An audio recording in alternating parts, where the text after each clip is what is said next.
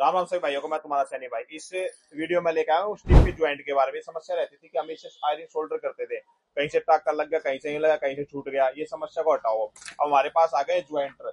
ये काफी ज्वाइंटर आ गए। इसमें एल ज्वाइंटर, एल ज्वाइंटर, एस ज्वाइंटर, मतलब सारे हैं टोटली। तार वाले ज्वाइंटर भी हैं। इसके बारे में टोटली अमित बताएगा अब आपको वीडियो के अंदर ही। अमित बता भाई इसके बारे में कैसे कैसे लगा। जैसे ये देखो, आपको टाँके जब लगाते हो आप ना, इसकी जो वायर होती है आपको लीड निकालनी पड़ती है। इसमें कुछ नहीं करना आपको।